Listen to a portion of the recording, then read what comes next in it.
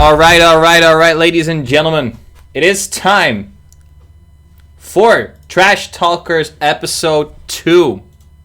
There you go, ladies and gentlemen. We are here live right now. Let me unmute and undeafen myself and beautiful people. Of course, Dunk is always talking. Anyways, welcome people to Trash TalkerZ episode 2. Today we got a stacked lineup. Underneath me, once again, we have our boy Dunk. To my right, there is the one and only Serrt, and of course, the last but certainly not least, we got the one and only your boy Noka. How are y'all doing tonight? I'll let the special guest take first. How you doing, bro? You're the special guest as well. I'm good. Aw. Dunk is too nice. Yeah, Noka, how you been, man? I've been good, especially since yesterday. Oh yeah, I saw that. I was you won by doing nothing.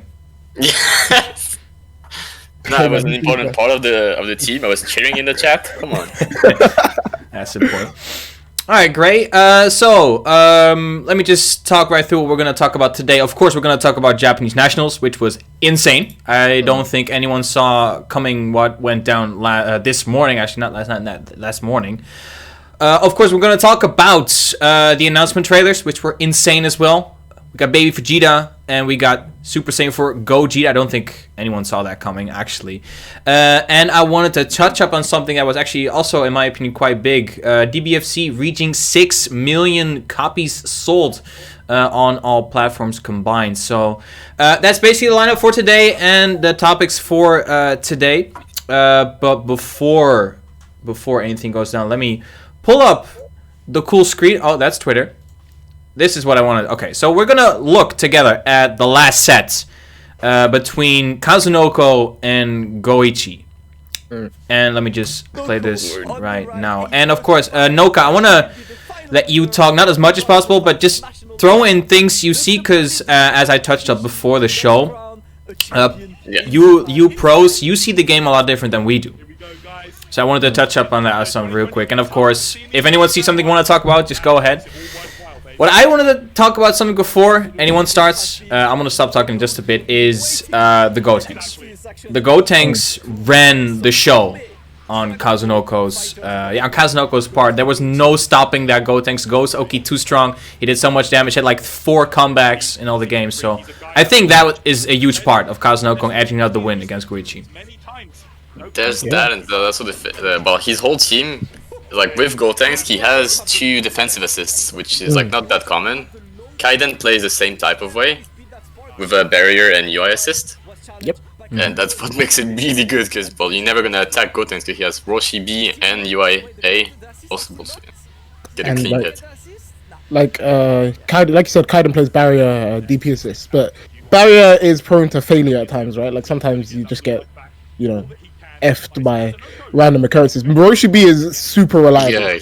Like every time it touches something, that's it. It's your turn now, and you'll see Kazunoko do that a lot this set.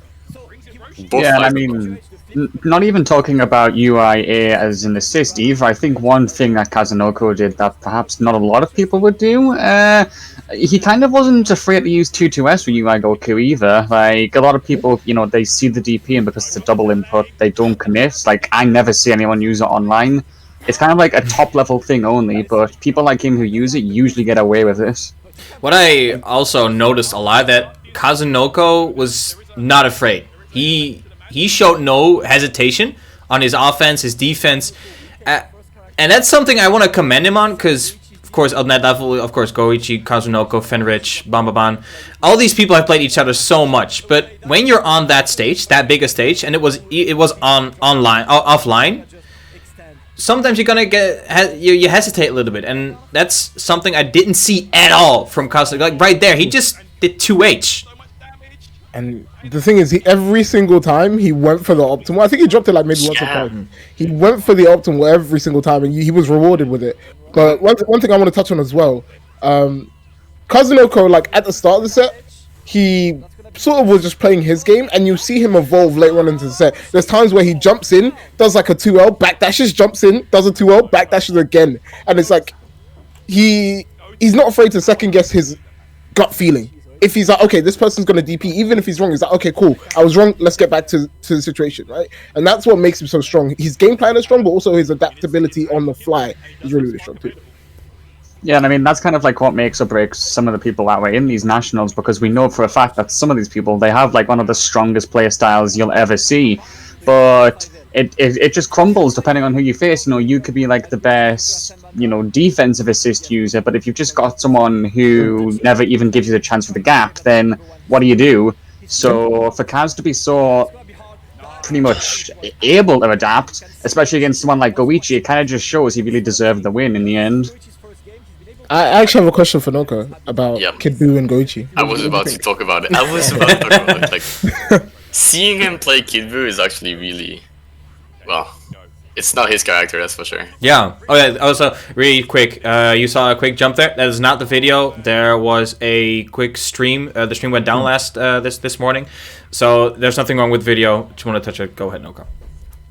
Yeah, as I was saying, I don't think that Goichi's Kid Buu is like the most optimal or the most well played, because, well, I guess I know how to play it, and I've seen people know how to play, like even Rudy and everyone. And even this, for example, this is the most basic combo, and he dropped it, for example. And this happened many times, or he was not doing the right optimals that could have killed, and I was like in front of my screen being like, what? He could have killed like 1,000 times if he just did this or this, and it kept happening. And even so in neutral, you can see him kind of struggling. Yeah. And then he gets hit by this shit. Like, yeah, I mean, would you think, Noka? Would you think, Noka? Would you think if because of the fact he can, you know, Goichi's kind of just oh my god, he uses Kid Buu C. Obviously, he pioneered it, but I'm pretty sure, for example, any of the French, anyone else in nationals who used Kid Buu, unless they were going for that high block stun, they used Kid Buu C. But like as you've just commented on there, Noka, he isn't even the most optimal with Kid Buu in a sense. So it's like kind of just shows that he's lacking in some aspects, and you probably could make a better pick for a character, to be honest, for next time. Go thanks.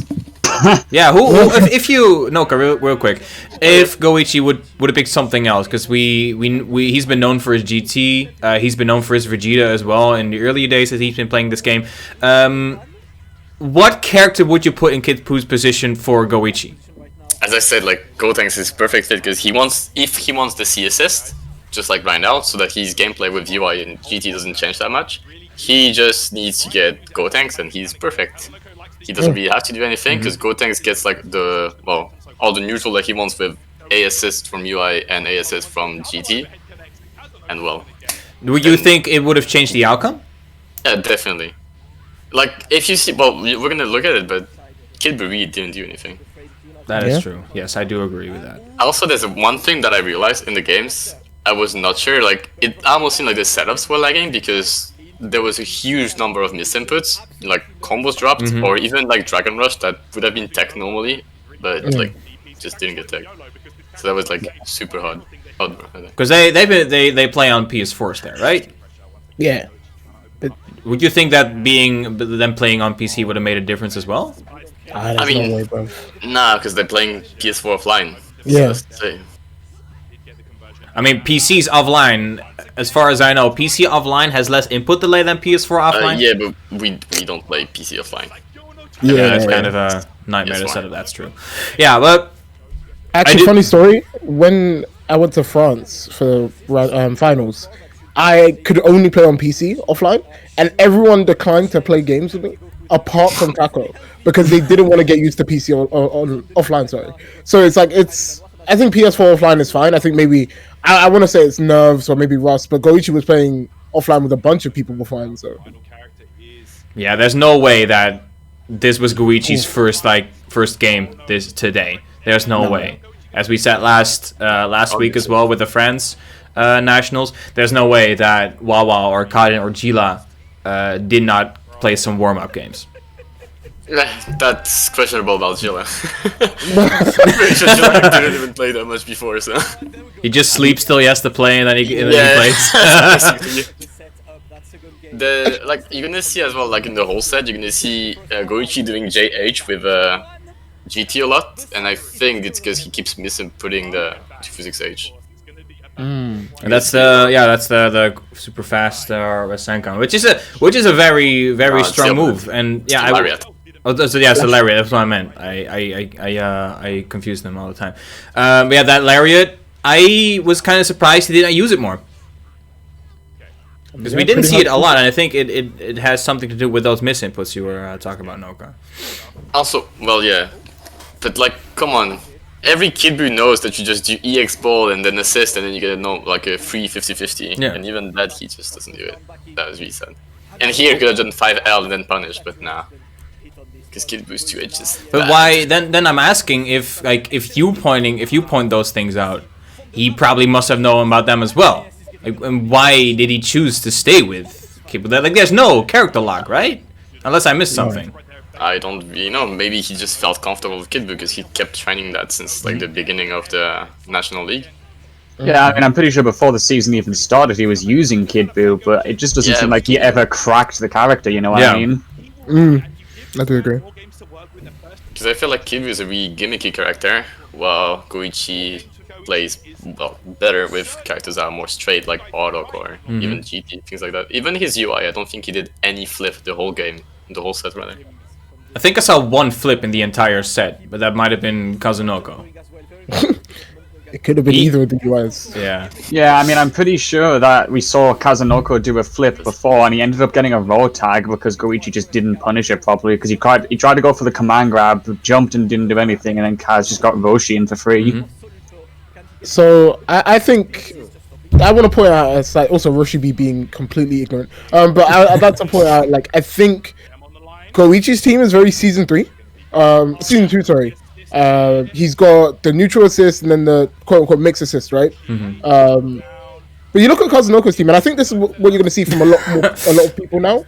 You're going to see 2 defensive assists coming out because I think Wade plays a similar kind of team, right? He plays Kefla with hit and UI. Kaiden plays a similar sort of team. I think that is the really, really strong kind of teams that we're seeing in season 3, and I think Goichi was just a bit late to the party. Yeah, and I saw you pointing at something, Noka, something you were not very happy with seeing. It's gonna happen after. It just reminded me of why I didn't like seeing Goichi play Kid Buu and his lack of like matchup knowledge against Gotenks. Yeah, and something I wanted to, of course, like talk about. I want to. Okay, at first, last week I said something I kind of regret. I said that I don't think UI is as busted as everyone says he is.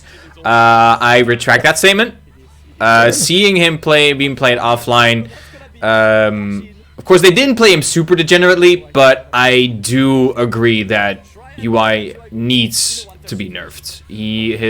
And I think his I don't think that they're gonna change. I don't want them to change anything about his kit. Cause his kit is really cool and is something that is really unique to the character. But as C4 said last week, I want to see some statistic changes, maybe some damage changes, and some changes frame-wise. And I was wondering if any of you have changed your opinion now that you've seen UI offline. I mean, I already know Noka's answer, so... I mean, like, I said it from the start. I was like, UI is the same character offline that he's online. It's just, he gets to, like, some things he won't necessarily be able to do, right? He still has the DP that he can cancel into level 1 for some reason. He still has the unrestrained will. I would like to see some changes, but only to the stuff that like really doesn't make sense, right? He shouldn't be able to DP into a choice of level 1s and make the unrestrained will cost 1 bar. I think that's a good fix for him.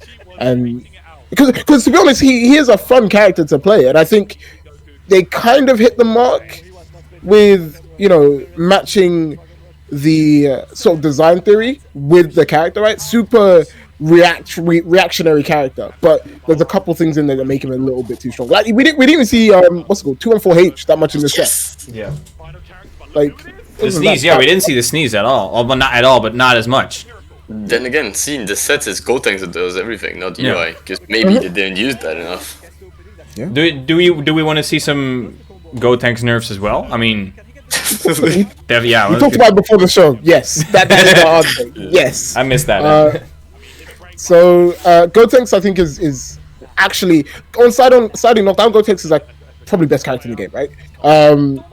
Ghost Oki is super duper good, and you see Goichi like panicking, trying to get out of it. Right, that's how you know it's good. When Goichi doesn't want to block it, it must be really, really good. But also he has a bunch of things that I think are really good. I haven't played any super good, like super high level Gotenks. Actually, I have to lie. I played Kane for a bit. But he has like the EX punch, which I think is really, really strong. EX punch from full screen, like if it hits you, it's death. Right? There's no scaling on that anymore. You're just going to die. And then what people do, so Lord Knight is doing this as well, right? Gotenks with Roshi beat, right? Ooh, yeah. Or when you hit those punches, go straight into that assist, easy confirm every single time. It just maximizes his damage so much. I honestly don't want to see him get nerfed. Like, I'm going to be real about it. I don't want to see him get nerfed because I think it's good to have good characters in the game. But I'll save my full thoughts. Oh, there he is. There we saw the sneeze on defense. Yep. That's we didn't see it much, yeah. Down take EX, let's go. But the real question is though, like, I'm gonna touch on a topic that I wanted to save for later, but I wanted to talk about real quick. We've been talking about there's going to be there's going to be a balance patch, but we didn't see anything about a season 4. Yeah. Might there be a chance that we're not going to see any more balance patches? See, I don't think it's fair to call it yet, because when you've still got a character in this Fighters Pass that's got the coming soon label stuck on them, then you can't call it over. I don't expect it to be like any serious competition to come in the coming months, but I feel like they still have one last thing they want to do where they'll, announce Gogeta and then say what's coming next. So I think if you're gonna predict it now, you're just predicting. Like, there's nothing really to go off of yet. That's a good point. Really quickly, do you guys like Goichi does an OS on block that is really good. Oh, do you want me to rewind a little bit? I can do that. Yeah, you can go back. I don't know if you guys know it or not. I think it's pretty known for us. Well, just like stay here. I forgot where it was though. I'm not sure if it was before or after that. You can skip forward though. I think it's Gotenks maybe pressing. He should be in the corner with Kid Buu. I don't remember when it was though. I'll just rewind a couple minutes, and then when you notice it, we can talk about it, of course. But yeah, that's a good point you got there, sir. Because of course that Gogeta does still have that coming soon label, and I wanted to thank Nick for pointing out in the chat that we usually hear things in February. February is like the dumb month, because we heard that last year during the World Champion Finals in France that which was in February. We heard about the season 3 there for the first time, so I think that's a very, very good point. That was so hype as well. Yeah. That confirmed, by the way. Yes. He ended up whiffing it, but like, Jesus, Kazunoko, he's really good with his Roshi, I think. But like, the argument about balance patches and stuff as well, as I said before, I think it's too close to call, but I really don't think we should expect drastic changes. Maybe the lower tiers might be brought a bit more up to speed with the higher tiers, but like, if you're talking about UI Goku, for example, personally, I think if you were to just look at each and every aspect of his kit, like, one at a time, then I think he has the potential to be one of the most balanced characters.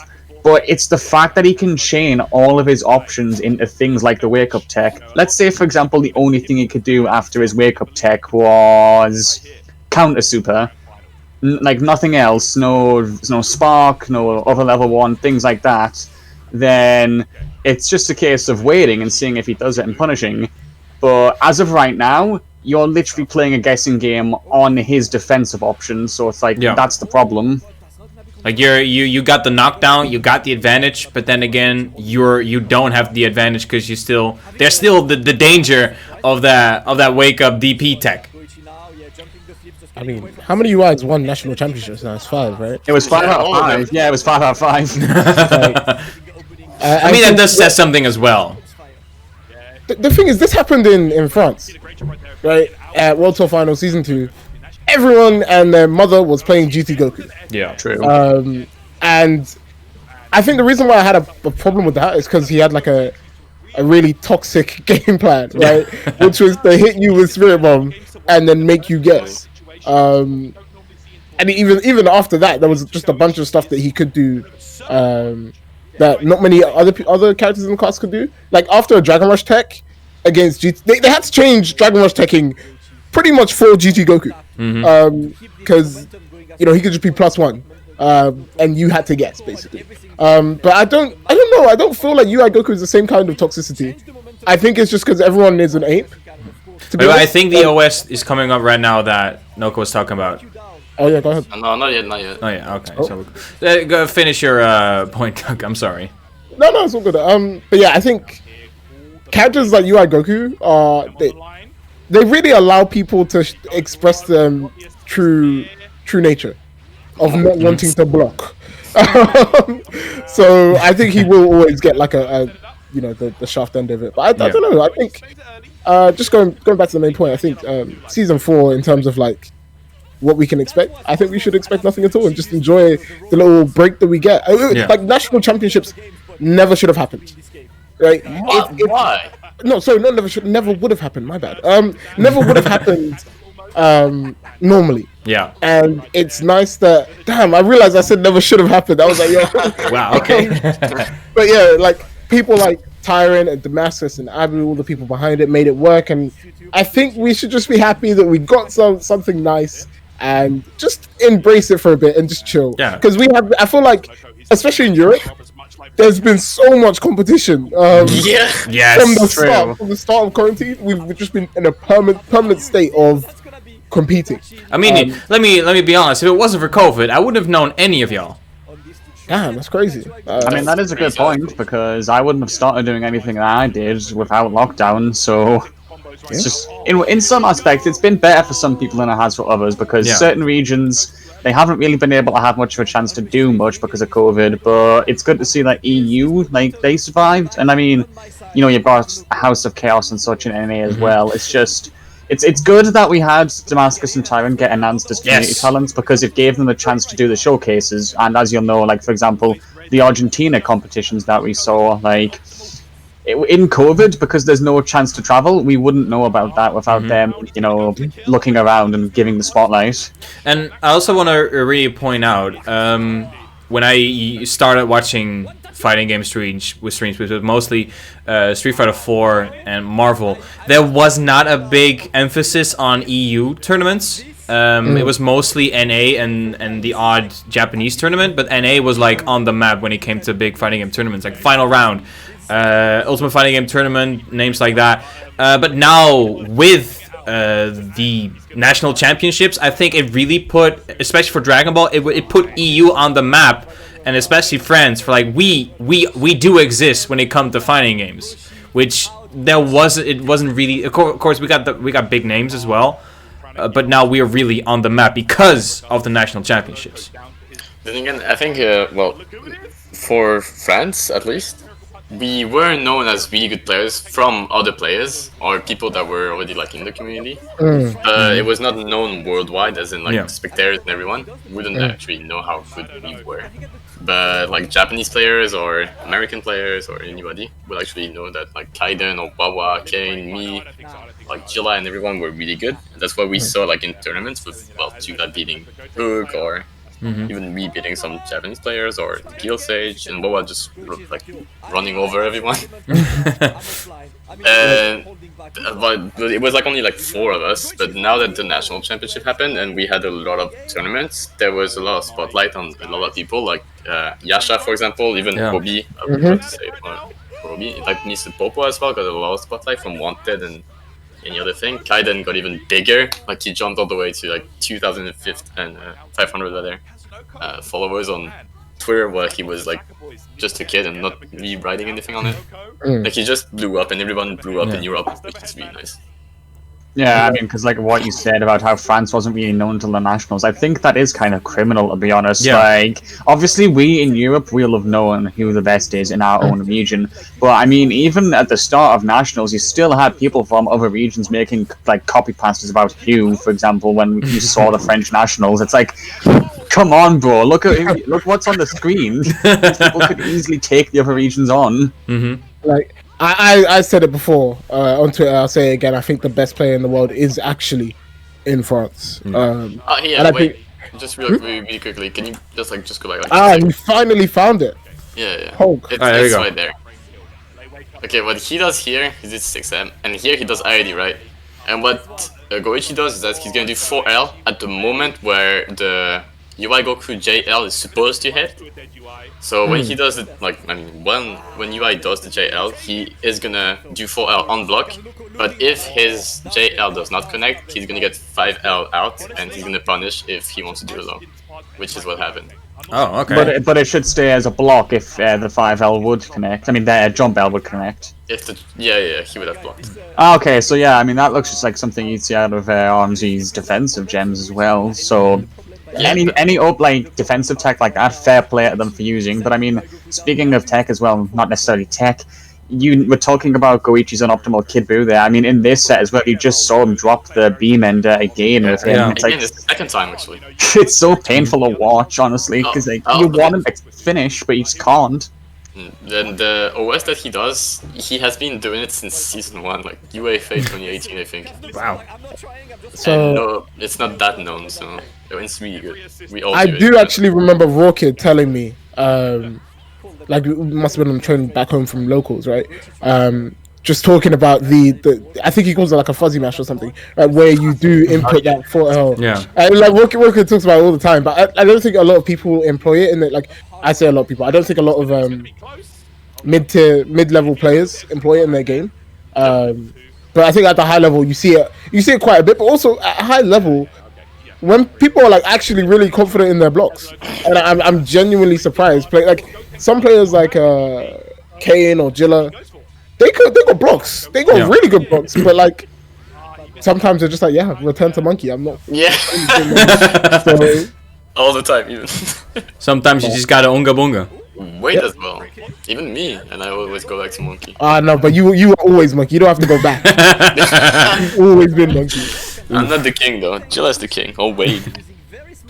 Actually, I do want to ask, like in terms of where you like place each region in the world, Noka, where would you place everyone now? Like after national championships are done, where would you place every region in the world?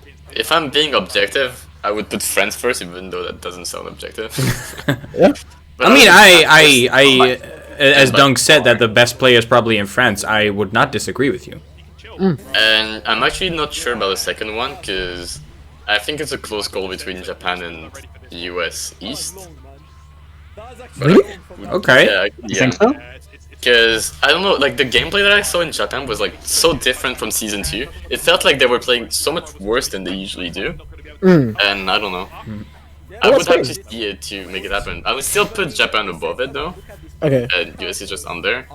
And then US West and then Spain. Spain has Shanks, but the rest is not as good as, well, everyone else, I would say. Don't feel shy to like say your mind. I Yeah, want to hear yeah. everything you gotta say. So I'm not sponsored by anyone, so just say what you want to say, man. I mean, I did. Yeah, I was gonna say it's a valid claim to make because I mean, if you take a little while to think about it, I can kind of see why you would put those people, like those regions, where you would put them. And I mean, it really is no offense to the Spanish because like watching them was probably some of the funnest sets we'll have seen. But at the same time, if you were to boil it down to just who has the highest raw skill, it's not really wrong to say, you know, France could be at the top, and then you've got Japan and US East trailing close behind. So it's close, but if you had to make the list, I think that's pretty accurate. Yeah, I would agree as well. What I also wanted to say that what I think France is really good at, especially now, is adapting, changing up strategies, adapting to the opponent. We saw that a lot in the previous weekend, and I don't think we've seen that as much this morning, which I wanted to see more, especially when we talk about Goichi and Fenrich, arguably two of the most optimal players like ever, especially Fenrich, but Fenrich especially. But I didn't see as much of the adaptations as we did last week, because we all know that Kaiden was actually up against Wawa 4-3, I believe. And then Wawa was like, okay, this is not going as well as I would hope to. And he just switched teams. And that was, for me, something that was really special. Because sometimes when you, and I think Noka could attest that as well, when you're in that tournament groove, when you have your three characters that you know, like, in and out, it can be hard to accept that you have to switch a character. Is that true, Noka? Nah, well, it's true for most people, but not for Wawa. Yeah, I mean, on one end, his post just- literally is like the blocks. Yeah, random. Like the guy is, and like I would say out of all of the players in France nationals, I've probably seen him play the least. Obviously, because his internet sucked for a long time. He was still playing though. He was still playing, but like I didn't commentate any games, and he didn't have a stream. So like the only way to find him for me was Galaxy Explosion and what's his name, Flying High, right? Occasionally. So Wawa, from what I heard from all of the French, like it's actually funny because it was like the Saiyans coming to Earth. They came in and they were like, "Yeah, so we're good." But by the way, that Wawa guy, fucking insane. Yeah. By the way, so be careful. He came out and he was insane, right? And he is a random select player. Like he can play every character in the game, as far as I know. And there is no character I look at and I'm like, okay, maybe Wawa hasn't played this character yet. Maybe Beerus. I haven't seen him play Beerus, but he's probably played it at some point. But he is just that good. And I do. Part of me wants to say, because he is such a good random select player, he will be the best in the world. The only thing that will stop him, I think, is perhaps nerves. I don't know personally how much he gets affected by it, but seeing him at World Tour last year, he did look nervous. To be completely real, he did look really nervous. He's a really timid guy as well, because I chatted in this Discord as well, like thinking about maybe having Wawa on for a show as well, but I'm pretty sure, because we all saw the interview as well during the nationals. He looked very, very nervous. He had a stutter, which. Yeah. Well, I must stop you right here. Go ahead. He is not nervous. He has. Oh, I can't talk for shit neither. He has had that for like years. I mean, since his birth, I guess, since forever. The starter. He was not nervous. He just. Now I'm talking about his gameplay. Like his gameplay sometimes at the highest level. He was talking about the interview. Oh, okay, sorry. Yeah, I mean that might be because I do agree with Dunk that like nerves, especially on a big stage, were pretty is always a hard thing to get around, and it was maybe that is something about Noka that Wawa, that he doesn't like being in the spotlight as much. He just wants to play. He doesn't care about all the shenanigans, right? He just wants to play. But like the person who knows him best here is going to be Noka, to be fair. And like as commentators, a thing we do a lot is just infer, right? Yeah. Infer from what you see happen. And I think last year, he was nervous offline.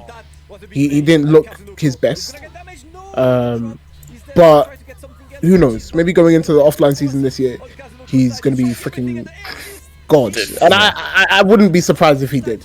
I mean, to be fair, I'm pretty sure when he was eliminated in the World Tour Finals, he did express his disappointment on Twitter. Like, he wasn't angry or anything, but he felt like he could have done better. So, you know, it's not really a problem if you ask me, because the difference between being nervous and, like, actually overcoming it is if you just constantly say, oh, I was nervous, and you don't get the result. Someone like Wawa, I would trust him to just reflect, move on, and come back better next time, so...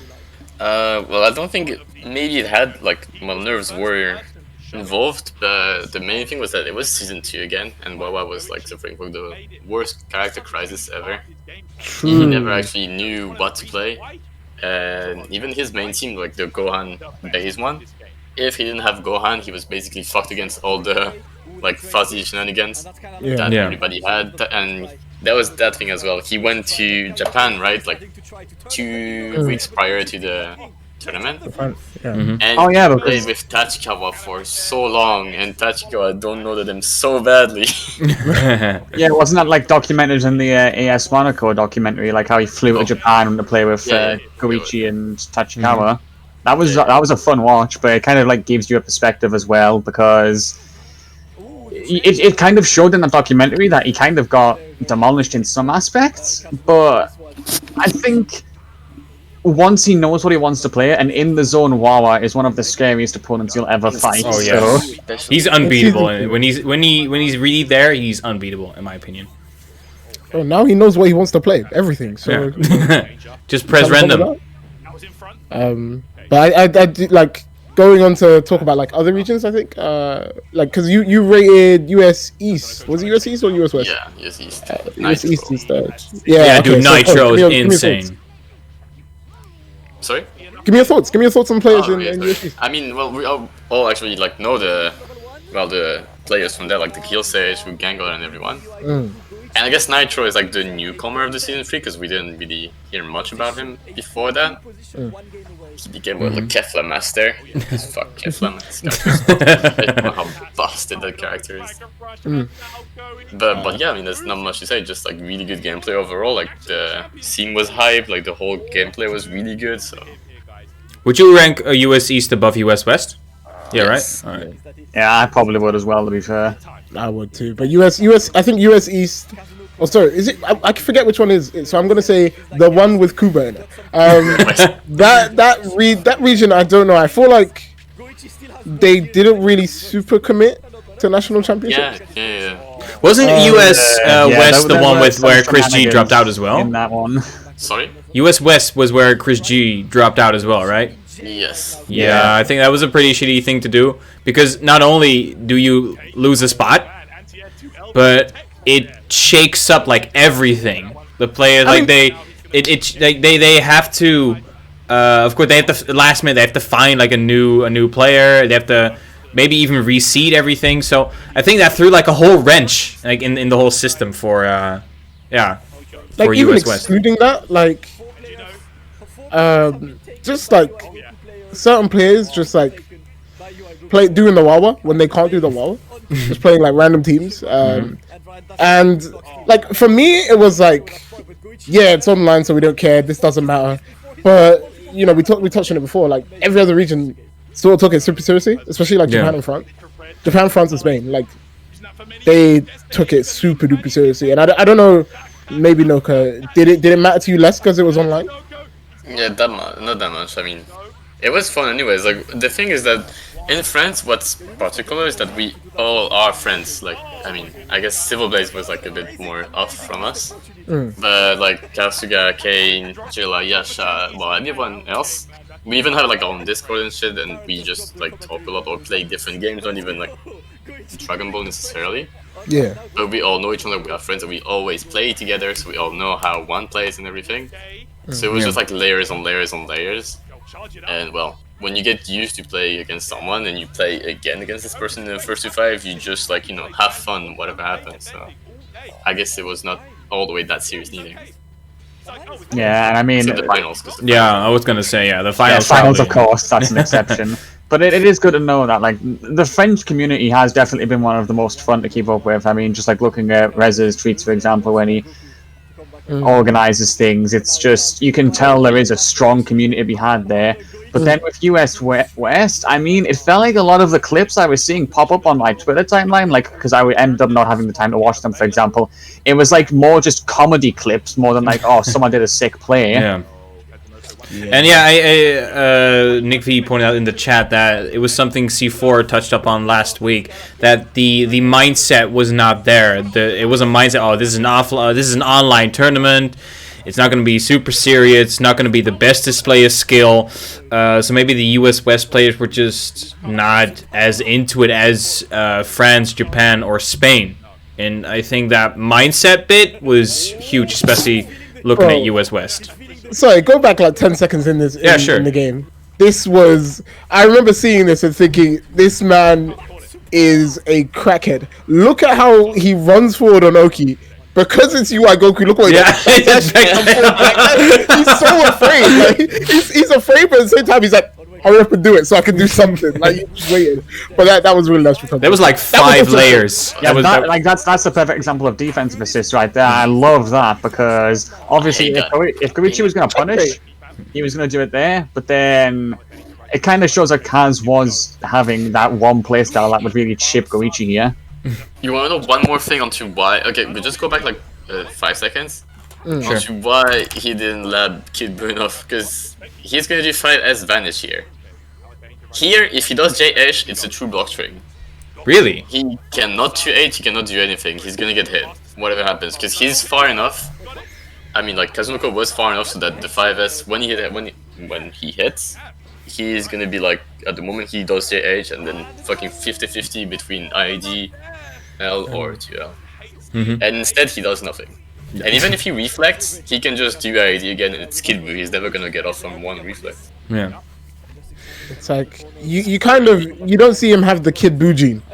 No. Like Yeah, definitely. he doesn't have the Kid Buu gene. And honestly, like now that you mention it, I think about it a lot because you have the Kid Buus in Europe, namely Rudy, yourself. I'm trying to think of any others that I've left off. Not that much. In EU, we don't have much. I know of US has a couple.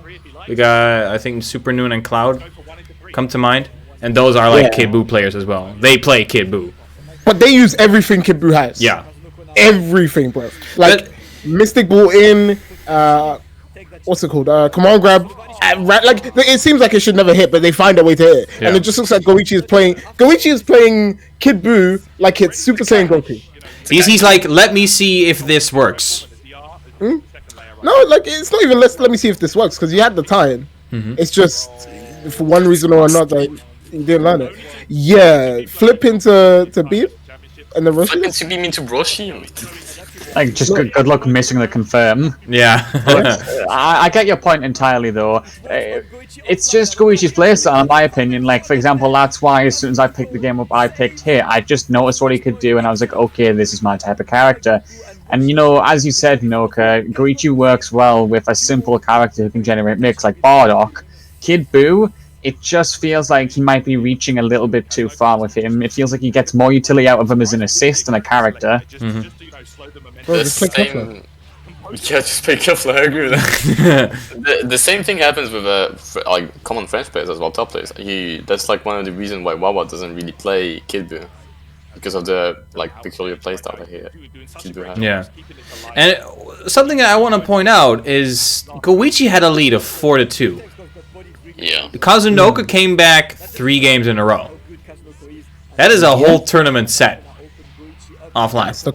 That's the Kazunoku special. Like, he just finds a way to pull it out of his ass sometimes. I remember thinking, yeah, he'll get this game, and then Goichi's gonna win. And then it got to 4-3. He'll get this game, Goichi will win. 4-4, I was like, what the fudge is going on? There is no way this is happening. But he just, I would say, he had an easier to execute game plan. And, like, because I look at Goichi's team and I'm like, what does he actually want to do with this team? Because it's like, it feels like I want to really win neutral team, but it's like you win neutral, you're standing next to Roshi or UI, and he's like, okay, so what now? But you look at Kazunoko's team, on the other hand, he knocks you down with Gotenks like he's about to do now. Ghosts. You have to hold that. Yeah. And once he gets the character lead, it gets even worse from there. So I do think Goichi does need to maybe relook at his team and just like find one that's more season 3 ready. Like I know Noka said should swap to Gotenks, but I would actually swap that Kid Buu out for Kefla. I actually think Kefla would be really, really good in this team, but that's just me. Maybe I'm just a Kefla stat. I can see that, actually. I mean, it's all about synergy, because like, if you look at that team, you can tell each character is high tier, but if you put them in the synergy that Goichi wants, it's kind of like, okay, what's the game plan here? Like, I could stake the best characters on one team, but if they're all in the wrong position and I'm not using the right assists, it means nothing. Yeah. So Goichi maybe just needs to think about like what he's planning here, because on paper, we all know, like, the Japanese, they're usually famous for just having like a strict pool of characters they play. It's like 10 at most. It was the same in Season 2. So I don't think it could hurt to be a bit more diverse. Like, you see them all the time flying high, playing like Ginyu or whatever. Maybe it's not like a bad thing to actually see if any of those characters would work better. Yeah, and about game plan, of course, the game plan with any Gotenks team is get that Ghost Oki and mix your opponent to all high hell. That was very clear in Kazunoko's gameplay. He was the Gotenks was the meat and potatoes of his team. It was the poster child of his team. I didn't see a clear game plan on Goichi's part. Yeah. He looked a little lost, sorry to cut. He looked a little bit lost at some points. And it's like being a defensive god can only carry you so far. Which sounds really weird to say because like it's no small feat to be that good defensively. But like on offense, he was getting mixed. Like every time he was on offense, he was just getting mixed by UI Goku or Roshi, right? And even though it was a tight set, I think like if they played like a first to 20, I think Kazunoko would have won like by maybe a bigger margin because he just seemed to have to read it towards the end. One thing I do want to ask about though, in terms of like what people think about game plans in Dragon Ball, like what do you think is the most effective game plan right now, like to sort of go through? Because I know in season 1 we sort of had level 3 and mixed people, so the goal was to build 3-bar and then kill someone. In season 2 we had snap, so it was like get someone into a position where you can snap them and start mixing them. What do you think is the optimal way to play season 3? I think like this is one of the first times I've seen a Twitter take and I have been 100% okay, you know what, you're right here, good call. What the tweet was, it was basically play characters that have a super or some kind of special that kills tech options. So for example, if you look at the example there, Gotenks, Ghost Rookie, and it's only 1 bar compared to the level 3 that we used to go for like in previous game plans. I think right now the most important thing you can do is like right there, or even just in general, deny the opponent being able to just be ignorant or escape the pressure. And you've got Gotenks, for example, UI Goku's level 2 that kind of has the non-cinematic end, for example. Things like that are just really strong to deny the opponent any opportunity to get out. If you make them block, you're immediately at an advantage. And a lot of, I wouldn't say a lot of teams in Nationals, but a lot of people in Nationals kind of weren't too focused on lockdown and more just about how they won neutral, like for example Koichi's team. I think Noka has some pretty good insights on that as well. Well, as I said at the beginning, I think the meta is more oriented with towards defensive assists, like UI and these kind of things.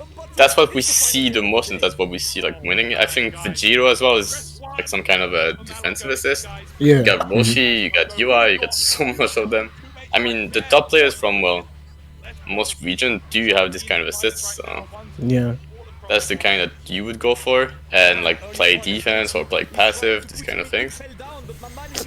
What I also been noticing that especially in season 3, we players have been a lot more liberal with sparking and taking more advantages of like when they do get a big hit, they like, I want to go in now. I want to make every single hit count. Combined with what you said, like there's a lot more emphasis on defense this season. Especially with sorry, go ahead, Dunk.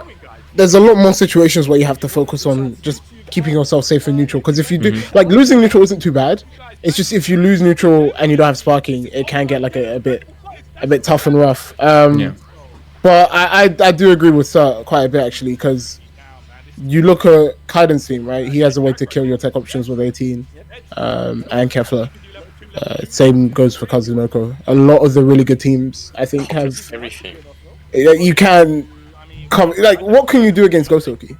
What? Try and reflect and pray. Same with 18 as well. No, you can't even. Okay, not 18. Not 18. 18. Yeah, I was gonna say. 18 is fair and balanced. No. 18 is fair and balanced. You can reflect, and you're fine. You're not fine even if you reflect. Have you played against Guy then? You're fine if you just reflect.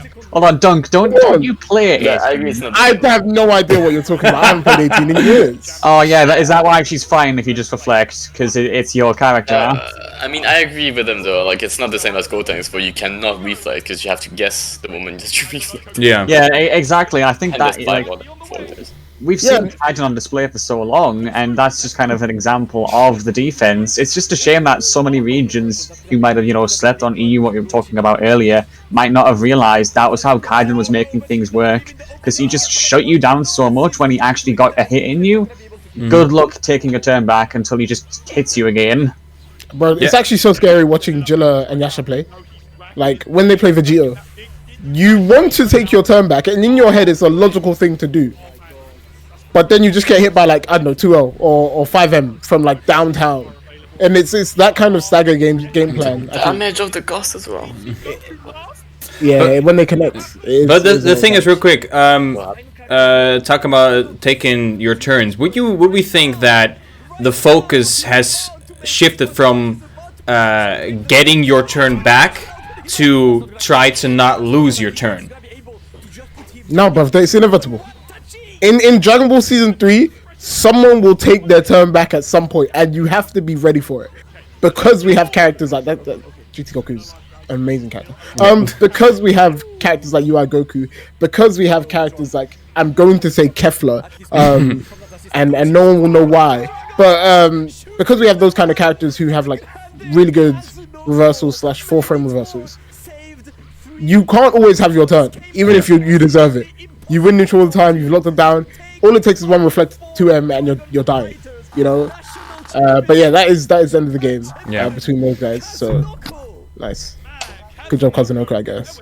Yeah, good stuff on him. I mean, that's the second time he won like an official championship, because he took season 1. But yeah, with that kind of wrapped up, unless someone wants to say something last thing about the set, I wanted to get into the next topic. Yes, I want to see Kid Buu doing 1M to punish the Ghost Oki from Gotenks when they can. No. Not happening. No, you won't. And I hope we don't. Man. I just hope he gets nerfed, like, again. Yeah. Screw Gotenks, nothing. And Kid Buu. No both of them. What? Did Kid Buu win there? Huh? Hey, do you have to win to be nerfed? Is that That's how it works now. Is that what we do now? I thought we just were nerfing what we wanted. Oh, Noka, real quick, Nick Fee in the chat. Reflecting on Reza's Golden League, would you change anything about your team's game plan? Would you like to have played? What do you mean, what game? Anyway, with that kind of being wrapped up, of course, let's go into the other big thing we want to talk about. Of course, we got two, not one, we got two. We got two reveals, which is sick. We're just going to watch the trailer, and after the trailer, we can like skip back and forth. So go ahead, Noka. Really quickly, like, for the Golden League as well, Kaiden like striked everybody, like, well, I guess yesterday. But I was the first one who striked everyone and kind of lost, like, the first weeks to get us qualified in the first place. Oh. So that's pretty sick. It was 1-1. I striked everyone in the qualification part, like against Kane, Yasha. Wait, no, I forgot who it was. It was Kane? Maybe Yasha, I forgot. There was Kane as well. Kane, Chilla, me, and somebody else. Right. And I striked everyone, so it was 1-for-1. We were a team. Anyway, so I'm just gonna start the trailer. We're just gonna watch it. After the trailer, we can, as I said, we can skip around, look at things, especially like Super Baby 2's moveset is on display. Nothing of Gogeta's, of course, on display. Anyway, we're just gonna get straight into it. Let's go.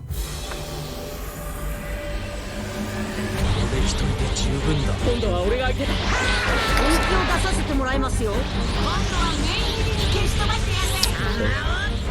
I love this trailer, by the way. We don't have sound, by the way. Yeah, y'all don't have sound. Y'all don't have sound. What is this? I can't. I'm sharing my screen, right? That's with. Yeah, but not even on the stream. I don't think. Oh, that's the wrong thing. I'm sharing my screen, right? Okay, this is awkward. While we wait, I think the funniest response I've seen to this trailer was someone saying Broly isn't in here because Baby Vegeta knows his place, so knows he doesn't want any of the smoke. And I agree, man. Broly would smash Baby Vegeta, but anyway, I just want to say, like, from the start, like, I want people to be ready for Baby Vegeta's assist gimmick to suck. I want people to go in with a very hesitant mind, because I don't think it's going to be as good as everyone thinks it is. Because everyone was like, "Oh, Anchor Baby, it's going to be so good, bro." I think what you'll probably see is a lot of people playing mid, like just taking the one extra assist and trying to make that work. Because it looks like we'll see in the trailer. Now I'll stop. You should be hearing sound right now. I was going to say I have my opinions about it too, from what I've seen. All right. You should be hearing sound right now, right? No, sir. Nope. Oh, anyway, let's just watch the trailer. It doesn't really matter anyway. Should we dub it ourselves? Go ahead.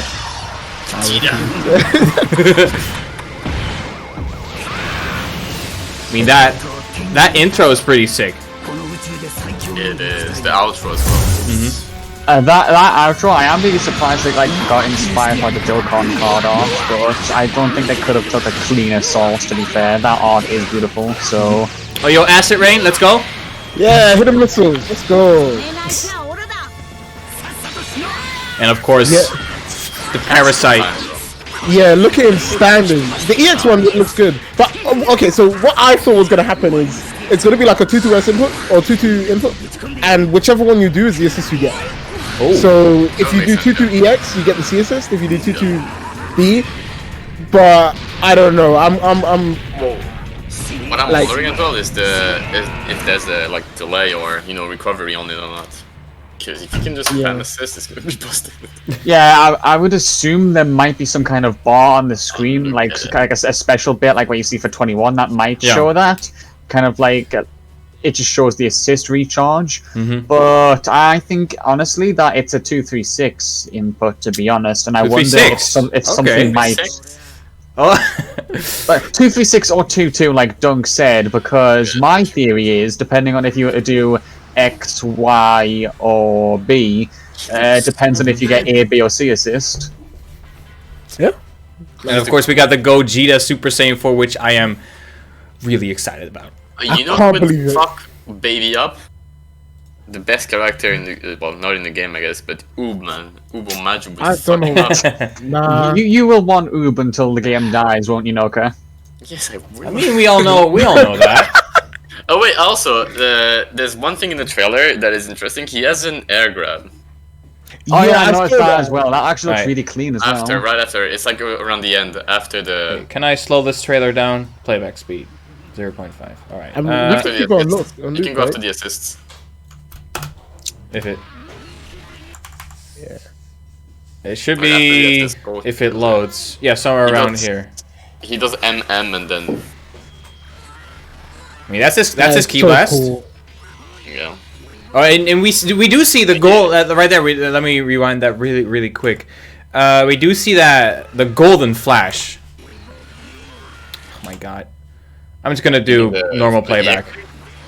Yeah, we see the EX, like the C assist flash.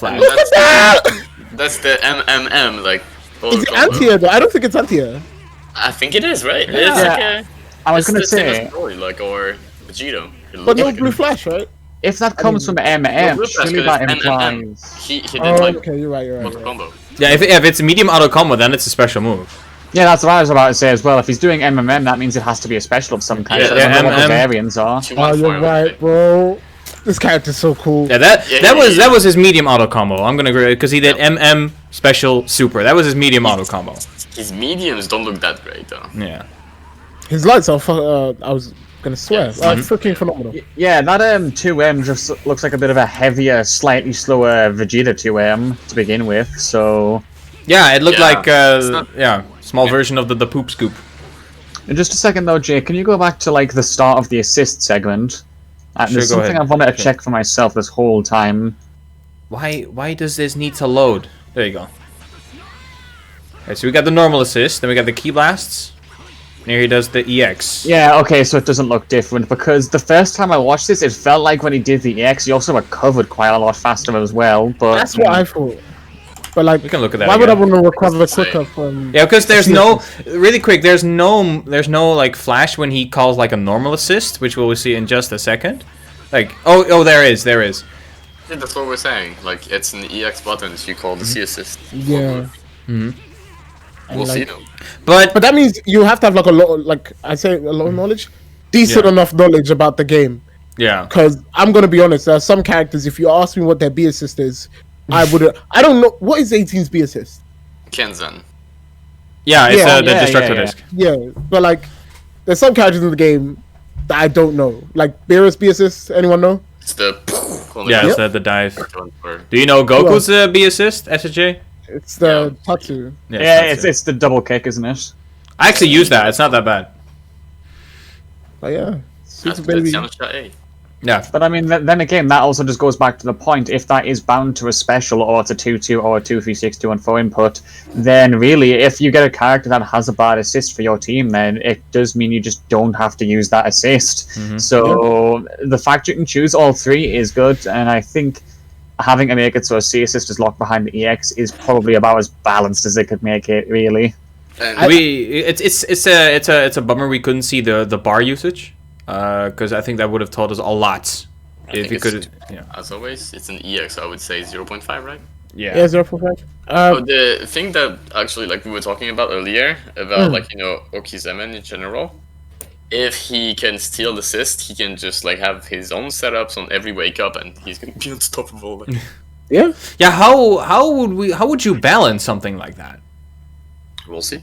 The only theory I possibly have is he has some kind of like extra little bit of an icon at the bottom of the screen, like 21 has, and it just shows that character that you've killed, and like a fill up bar as you use it, and when it's full, you can call the assist. So if you use a C assist, for example, it takes longer to fill up. So it's like normal assist recharge, but it's for a baby. Mm-hmm. That would be really good, but I don't think Arceus is intelligent enough to do something like that. I think they're not going to balance it, and you're just going to be able to call assist like a madman. I think the only thing that they would do to maybe put it into or bring it into line with everything else is maybe give him like landing recovery, but hopefully they don't, because I feel like it'd be really funny to see baby call a C assist on someone's wake up and then laugh at them while they're in like 60 frames of block stun. So damn, imagine calling 14 hit C's in a row.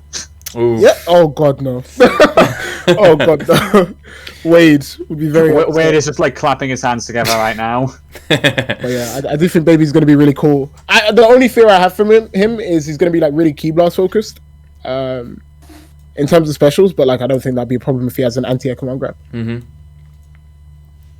All right, so that's that, and then we get into our last topic for today, which is something that's pretty important. Dragon Ball FighterZ reaching 6 million copies sold across all platforms, which is, I talked about it with Noka just before the stream, that after Smash and MK, along with Tekken 7, has been the best sold fighting game ever, I think.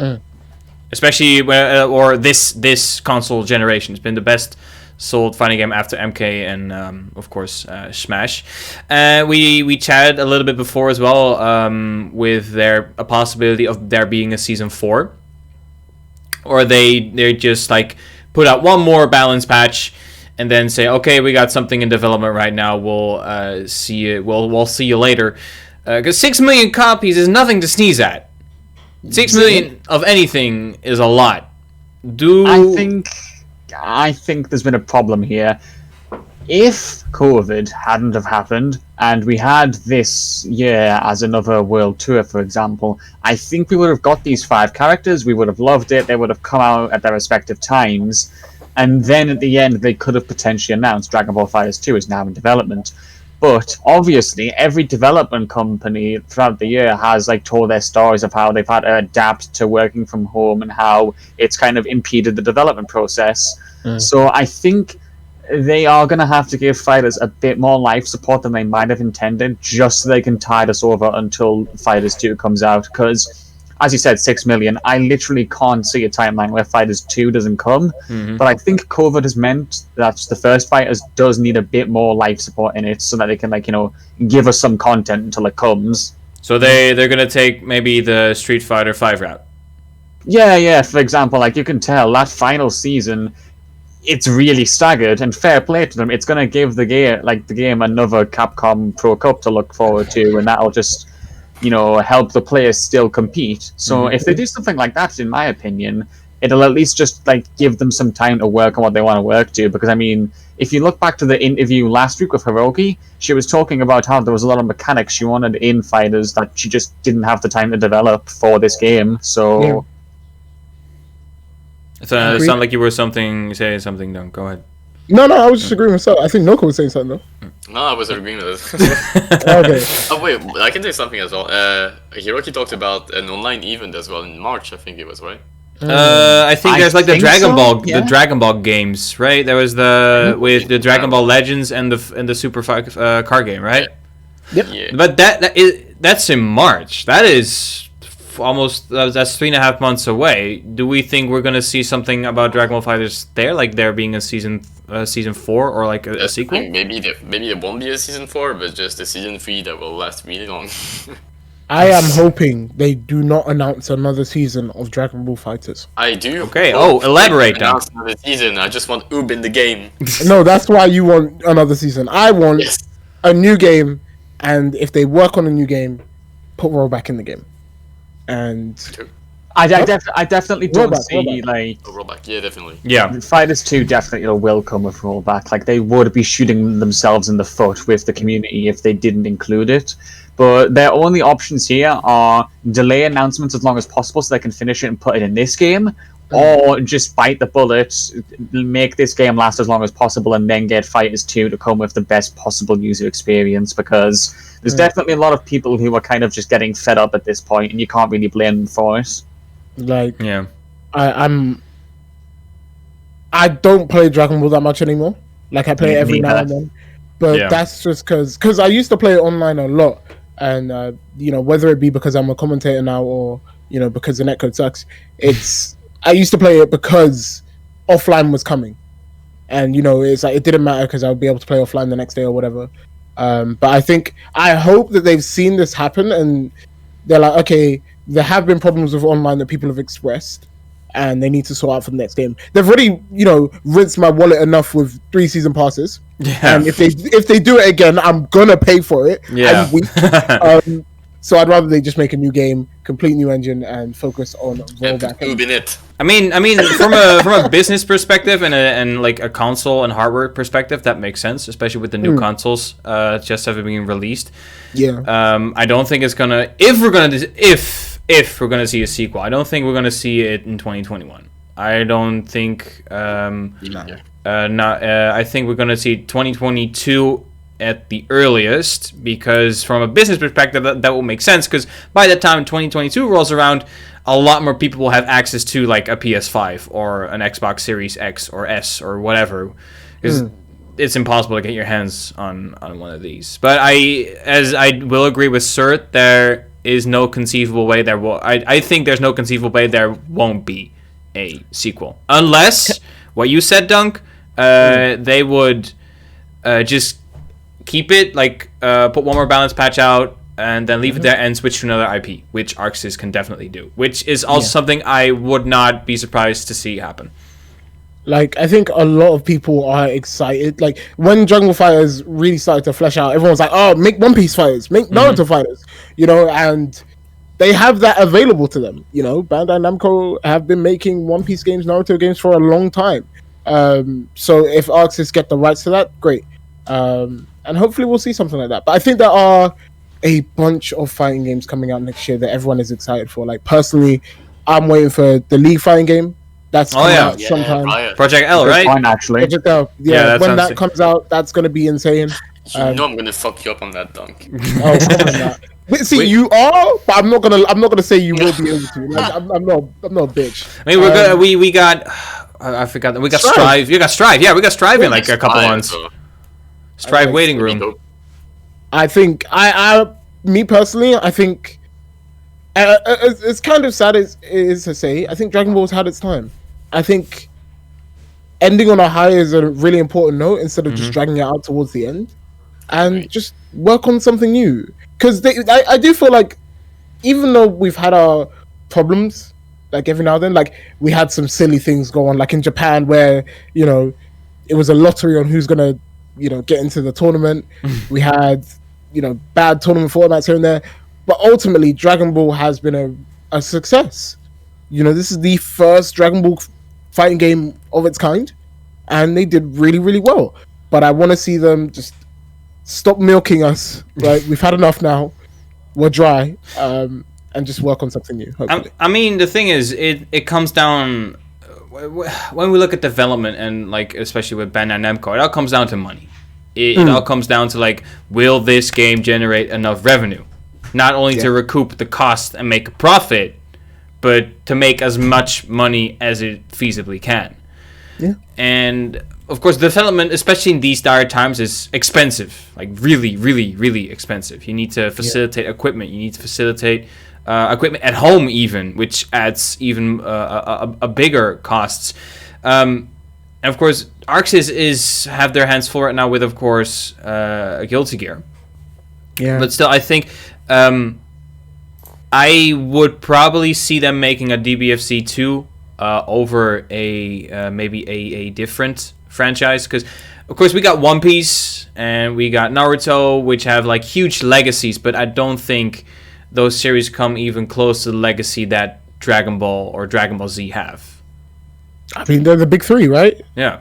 Dragon Ball, Yeah, Naruto, Dragon One Ball Piece. is in another league, right? Yeah. Absolutely, Dragon Ball is eternal, and it would make sense financially, but it's about, because I think what drives the Dragon Ball Fighters, like while it is like a big anime IP, what drives the actual life of the game is the players, the competitive players specifically, right? I think if they didn't do a national championships, this game would have died. Yeah. I'm not That's a good even point, gonna fight. yeah. This game would have Probably. been like, you would have seen it here and there. People that have to stream it, but otherwise, because I don't know about you guys, but from like a quote unquote TO perspective, it was getting tiresome running the same shit online. And it was nice that Bandai did the national championships and they sorted that out.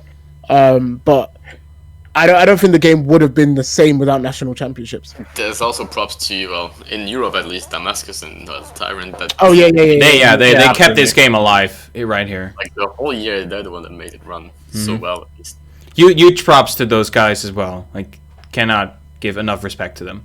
So yeah, I mean, if they can be innovative, and give us rollback before they start thinking about Fighters 2, then fair enough. I think the game does actually get a bit of a facelift, and it'll get a bit more time added to its lifespan.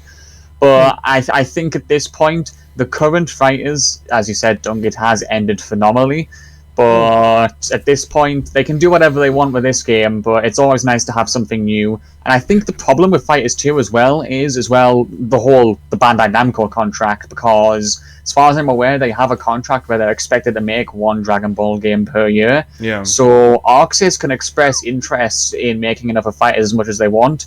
But if Bandai are determined to, for example, make a sequel to Kakarot or Xenoverse, we're just going to have to wait until this Fighters time again. So really, Universe 3, man.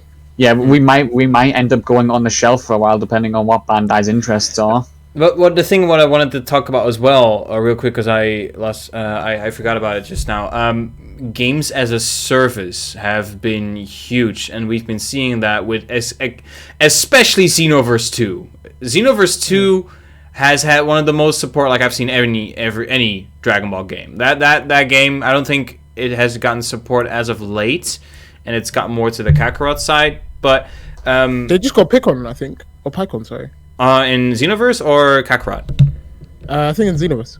They Alright. just got a new Yeah, character. this just got him, yeah. Oh, okay. Yeah, So I mean, that Xenoverse game just has got still gotten Python. support. That game has still gotten support. And every character that comes out, you have to pay for it, unless you buy like a season pass or a character pass. And of course, like we've seen the industry switch to like the whole games as a service, model, and we've seen that with Dragon Ball as well. Bandai still kind of wants you to play all of their Dragon Ball games, maybe Xenoverse more than Fighters. But we have had, as you said, and we've had 3 season passes. We bought the game, which is €60, or however that is in pounds.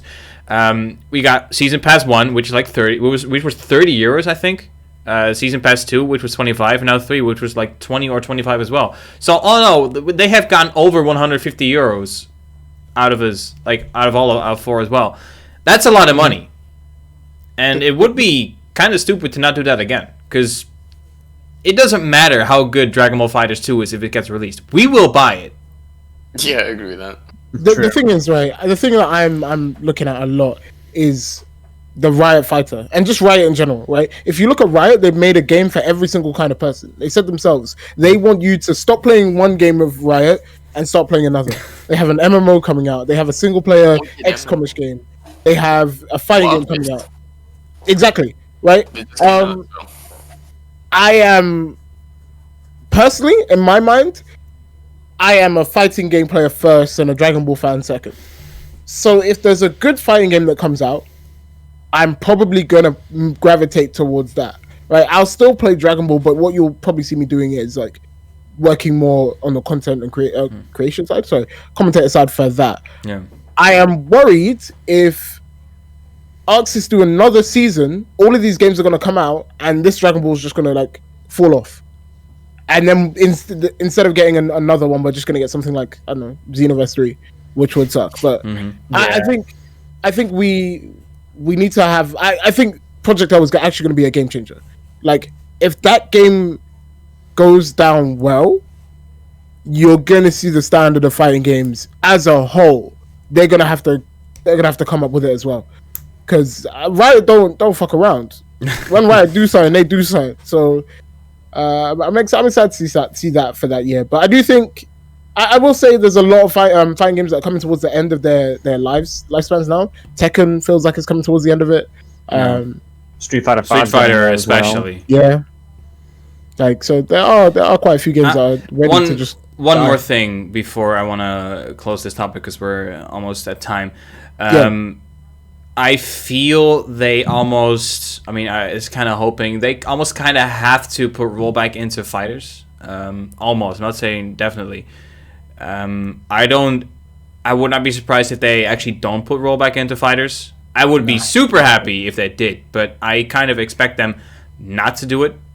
Nope. But there have been some rumblings about there being crossplay for Dragon Ball, and I don't remember if we talked about that last week. We did. We did. I hated it. Yeah, we did. Crossplay, we hated it, but them implementing crossplay would also be a good opportunity for them be implementing rollback. They won't. You'd think so, but here's the thing. I don't think so. I hope so. The source of that crossplay leak was that 4chan post that I talked about in the text channels as well. You'll have to bear in mind. And unfortunately, because of the fact that they've confirmed it's Super Baby 2 and Gogeta, that 4chan post was inaccurate. So I don't think that crossplay leak is official anymore. If it comes, it's its own thing. It wasn't leaked, in my opinion. But I think the conclusion is, at the start of lockdown, when you had people like Inni tweeting out, let's get rollback in, it would be a nice change. It was kind of just like, it felt like it was an extra, we all love fighters. Just if rollback was there, it would just be like a nice bit of detail to add on. Now it feels like if they don't add rollback, then as you're saying, fighters is pretty much done, in my opinion, and they're just gonna have to wait for the next run. Yeah. Anyway, we are at time right now. I want to thank everyone for coming on to the show. Dunk, thank you for showing up for the second time. Sir, thank you for being there, and of course, Noka, thank you so much for showing up, our first big guest. So thank you for that. Before I close it out, do any of you fine gentlemen have something you want to say? Plug yourselves, Twitter, Twitch, YouTube. Go ahead. National championships might have ended, but UK is just about to finish. We're finishing up tomorrow. We're doing our UK national championships. I think it's Fish, Taser, Raw Kid, and Jake. So join us tomorrow. We're going to finish it off. Twitch.tv/London Brawlers, but also follow us on Twitter as well, at London Brawlers. And yeah, that's it. Sick. Alright, who's next? I actually have the same message as well. Dunk beat me to the post there. Me and him should both be commentating that tomorrow, hopefully. Yep. Sick. You can look forward to seeing us there, and also the rest of the talented commentary staff and just the people who are running it. It's intense, we've had the time of our lives over the past 4 weeks just watching them play, get used to the cloud. So if you're looking for more competition after Nationals, come check that out as well. But I've got nothing else to say. Just make sure you enjoy that. Noka, anything? Yeah, the same as Dunk as well, I guess, because I'll be watching the London Brawl tomorrow. Yeah. So I think before. Noka, you got your Twitter to plug or Twitch? Nah, I'm fine. Just put the London Brawl Twitter. Yeah, that's my boy. Let's go, Noka. Also, really quick shout outs to the people who followed. Oh, I see Faisal Dante. Thank you so much for following the channel. That helps out tremendously. Remember, this is from now on a bi-weekly podcast. So next week on Sunday we will not be there. But on January 3rd, we, of course, will be back to talk about, of course, like things that have changed in the meta, or any scene-related Dragon Ball FighterZ topics we can get our hands on. I want to thank everyone for watching as well. For the people that just tuned in and missed it, this will be up on YouTube either tomorrow or Tuesday. If you're in chat, be sure to follow me on Twitter. There you go. And also, don't forget to join the Discord. In the Discord, you are able to suggest topics or even guests or just hang out with other people, talk about Dragon Ball or any other fighting game you want us to talk about. Because, of course, this is a Trash TalkerZ podcast. That does not mean that we're not going to talk about different fighting games. Because, as we said, Dragon Ball will eventually die.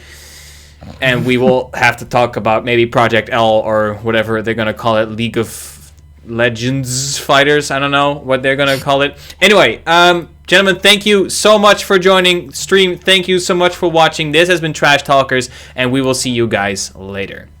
Enough Gotenks!